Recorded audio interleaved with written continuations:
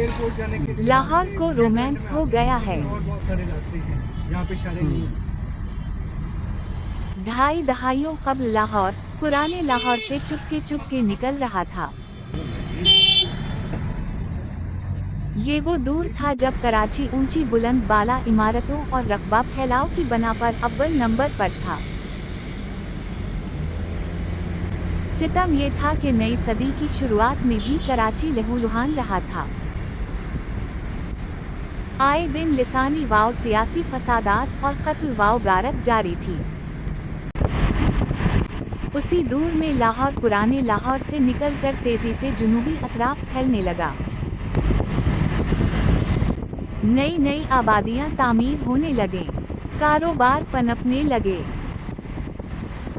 Bank ब्रांचें खलने लगे, tyre puncture दुकानों से शुरू होने वाले धंधे आईटी के मराकज तक छलांग लगा गए। पेट्रोल पंप से लेकर तामीरात का कारोबार फैलने लगा। रंगीन कारोबारी मराकज और रंग के कारोबारी बॉर्डर्स ने शहर को रंगीन कर दिया। बागात और सजावटी तर्ज की बूंद वाव बाश ने लाहौर को हसीन तरीन कर दिया। पैसे की रेल पैल ने लोगों के अंदर एतमाद पैदा किया, उनके चेहरों को तमतमा दिया। कराची अगरचे फैलता रहा मगर जदीद अंदाज से नमू ना पा सका। तामीरात के रंग में पीला रंग नुमाया रहा। बागात की दीवारें पीली, इमारत के रंग पीले। मैनहोल के ढक्कन टूट फूट का शिकार, गटर उबलते हुए, डंपर के हादसात रोज का मामूल।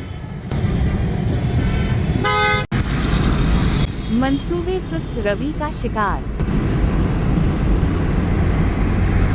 जिले इंतजामिया ही किसी शहर की तरक्की का पहिया चलाती है। विफाक सिर्फ वफाकी मंसूबा जात ही की जिम्मेदार होती है, बुनियादी जिम्मेदारी सूबाई और जिले इंतजामिया की होती है। लाहौर की इंतजामिया एक ऐसी मुनज़्ज़म सूरत इख्तियार कर चुकी है कि कोई भी हुकूमत आए, लाहौर की तरक्की बाकायदगी के ट्रैक से नहीं उतरती।